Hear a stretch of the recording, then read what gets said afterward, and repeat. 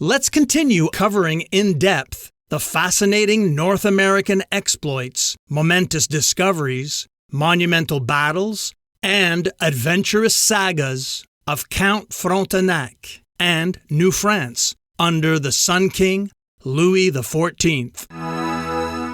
Frontenac and Duchesneau, 1675 to 1682.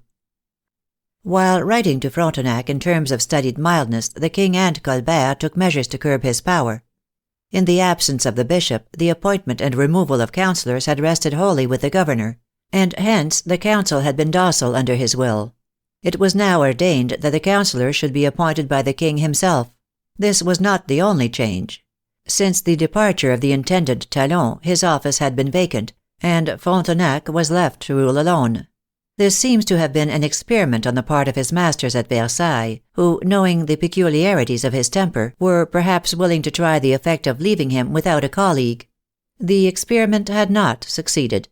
An intendant was now therefore sent to Quebec, not only to manage the details of administration, but also to watch the governor, keep him, if possible, within prescribed bounds, and report his proceedings to the minister. The change was far from welcome to Frontenac, whose delight it was to hold all the reins of power in his own hands.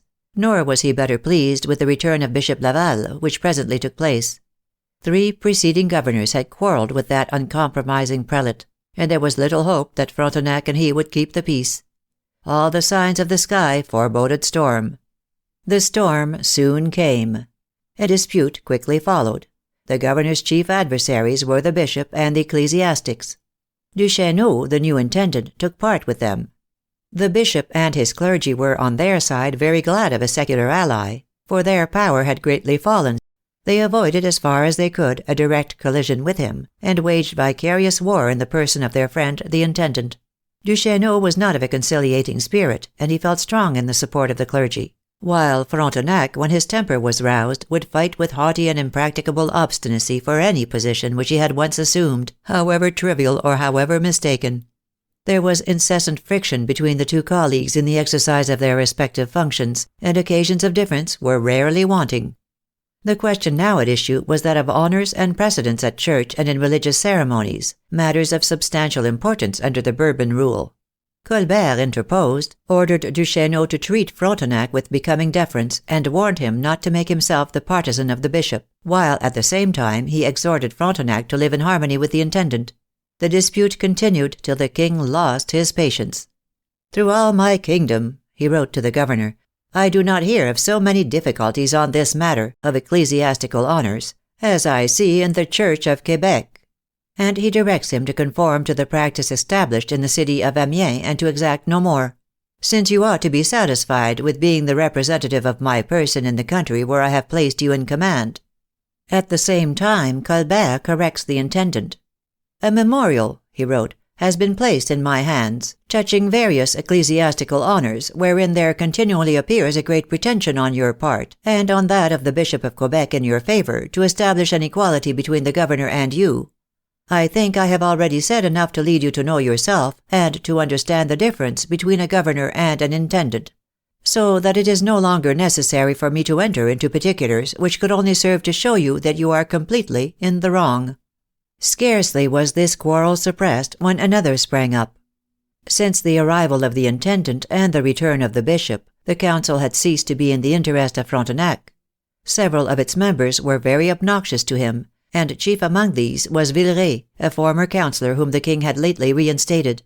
Frontenac admitted him to his seat with reluctance. "I obey your orders," he wrote mournfully to Colbert, "but Villeray is the principal and most dangerous instrument of the bishop and the Jesuits." He says farther, that many people think him to be a Jesuit in disguise, and that he is an intriguing busybody who makes trouble everywhere.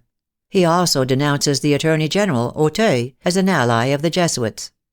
Another of the reconstructed council, Tilly, meets his cordial approval, but he soon found reason to change his mind concerning him.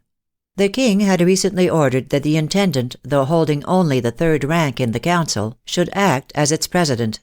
The commission of Duchesneau, however, empowered him to preside only in the absence of the governor, while Frontenac is styled chief and president of the council in several of the dispatches addressed to him. Here was an inconsistency. Both parties claimed the right of presiding, and both could rest their claim on a clear expression of the royal will. Frontenac rarely began a new quarrel till the autumn vessels had sailed for France, because a full year must then elapse before his adversaries could send their complaints to the king, and 6 months more before the king could send back his answer. The governor had been heard to say, on one of these occasions, that he should now be master for 18 months, subject only to answering with his head for what he might do. It was when the last vessel was gone in the autumn of 1678 that he demanded to be styled chief and president on the records of the council, and he showed a letter from the king in which he was so entitled. In spite of this, Duchesneau resisted and appealed to precedent to sustain his position. A long series of stormy sessions followed. The councillors in the clerical interest supported the intendant.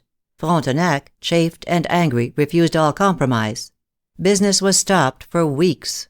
Duchesneau lost temper and became abusive. Auteuil tried to interpose in behalf of the intendant. Frontenac struck the table with his fist, and told him fiercely that he would teach him his duty. Every day embittered the strife. The governor made the declaration usual with him on such occasions, that he would not permit the royal authority to suffer in his person.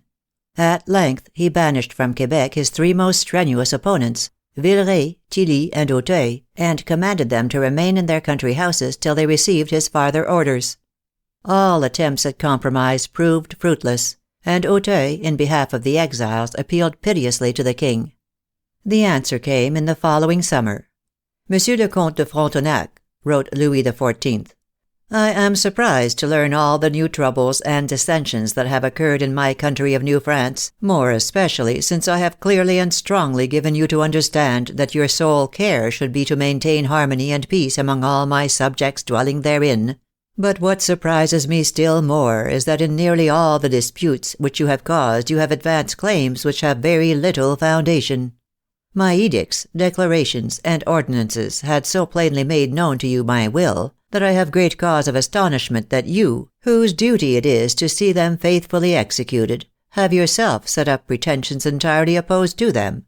You have wished to be styled chief and president on the records of the Supreme Council, which is contrary to my edict concerning that council, and I am the more surprised at this demand, since I am very sure that you are the only man in my kingdom who, being honored with the title of governor and lieutenant general, would care to be styled chief and president of such a council as that of Quebec." He then declares that neither Frontenac nor the intendant is to have the title of president, but that the intendant is to perform the functions of presiding officer as determined by the edict. He continues, "Moreover, your abuse of the authority which I have confided to you in exiling 2 councillors and the Attorney General for so trivial a cause cannot meet my approval. And were it not for the distinct assurances given me by your friends that you will act with more moderation in future, and never again fall into offences of this nature, I should have resolved on recalling you." Colbert wrote to him with equal severity.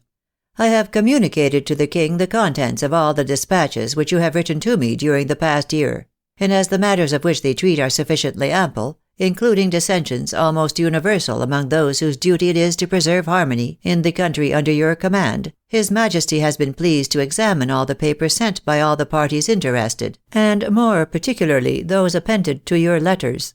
He has thereupon ordered me distinctly to make known to you his intentions." The minister then proceeds to reprove him sharply in the name of the king, and concludes, "It is difficult for me to add anything to what I have just said. Consider well that, if it is any advantage or any satisfaction to you that His Majesty should be satisfied with your services, it is necessary that you change entirely the conduct which you have hitherto pursued." This, one would think, might have sufficed to bring the governor to reason, but the violence of his resentments and antipathies overcame the very slender share of prudence with which nature had endowed him,